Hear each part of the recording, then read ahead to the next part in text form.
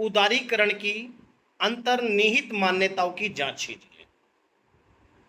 इस क्वेश्चन को कराने से पहले अगर आपने अभी तक हमारे चैनल को सब्सक्राइब नहीं किया तो हमारे चैनल को सब्सक्राइब करें, बेल आइकन जरूर बजाएं ताकि हमारी आने वाली वीडियो का नोटिफिकेशन आपको आसानी से मिल सके। चलिए शुरू करते हैं। उदारीकरण की अंतर्निहित मान्यताएं क्या है? उदारीकरण वस्तुओं और सेवाओं के स्वतंत्र आदान प्रदान को प्रोत्साहित करने के लिए प्रतिबंधों या बाधाओं में कमी को परिभाषित करती है। वास्तव में उदारीकरण जो देश में जो बाहरी व्यापार के आने पर जो बाधाएं होती हैं उस बाधाओं को दूर करना ही उदारीकरण होता है। उदारीकरण आर्थिक सुधार की दिशा में उठाया गया एक प्रमुख प्रयास है, क्योंकि जो सरकार जब कोई व्यक्ति या देश अगर उद्योगों की स्थापना करना होता है तो उन्हें उद्योग स्थापित करने के लिए बहुत सारे नियमों का पालन करना पड़ता है।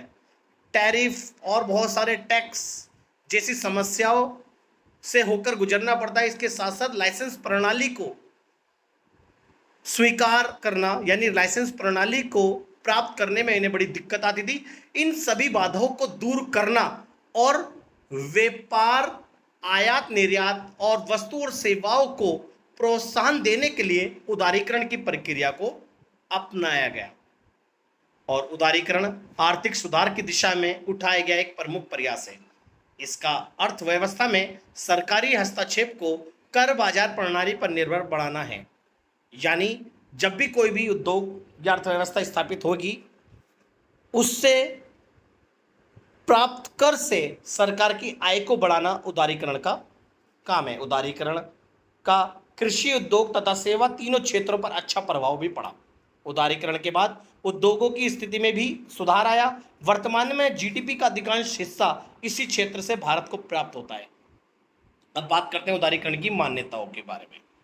पहला है आर्थिक गतिविधियों और व्यापार संचालक पर सरकारी विनिमय और प्रतिबंधों को कम करना।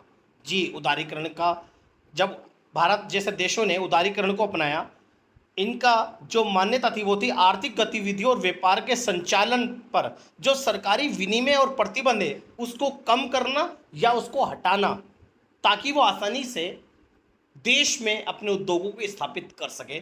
ये इसकी मान्यता है। दूसरा है वस्तुओं और सेवाओं के स्वतंत्र आदान प्रदान को प्रोत्साहन देना। जी, जब उदारीकरण जब व्यापार में जब बाधाएं हट जाएगी, आसानी से कोई भी देश या कोई भी व्यक्ति अगर अपने उद्योग स्थापित कर सकेगा तो उससे वस्तु और सेवाएं प्राप्त होंगी और वस्तु और सेवाओं का स्वतंत्र आदान प्रदान भी होगा। जब कोई देश हमारे देश में व्यापार करेगा तो हम आसानी से उसके देश में भी जाकर व्यापार कर सकते हैं। अर्थव्यवस्था के विभिन्न क्षेत्रों में सार्वजनिक क्षेत्र के अधिकार को कम करना, यानी यहाँ पर जो प्राइवेट कंपनियां हैं उसको बढ़ावा देना और जो गवर्नमेंट सेक्टर है उसे कम करना, यानी उद्योगों में सरकारी हस्तक्षेप और सरकारी क्षेत्र के जो उद्योग हैं उन्हें सीमित करना उदारीकरण की मान्यता है।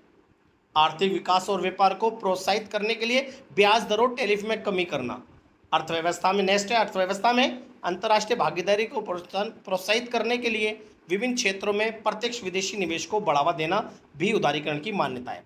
नेक्स्ट है बहुराष्ट्रीय और निजी कंपनियों के विस्तार को प्रोत्साहन करना, ताकि जब सारी समस्या हट जाएगी, उदारीकरण को अपना लिया जाएगा तो भारत की बहुराष्ट्रीय कंपनियां और निजी कंपनियों का विस्तार तेजी से बढ़ने लगेगा। उसको प्रोत्साहन देना भी उदारीकरण का काम है। नेक्स्ट निर्यात और आयात को नियमित करना और विदेशी व्यापार को तेज गति से विदेशी व्यापार को और ज़्यादा बढ़ाना उदारीकरण की मान्यता है। नेक्स्ट है अर्थव्यवस्था के विकास में निजी क्षेत्र की भागीदारी को बढ़ाना भी उदारीकरण की मान्यता है।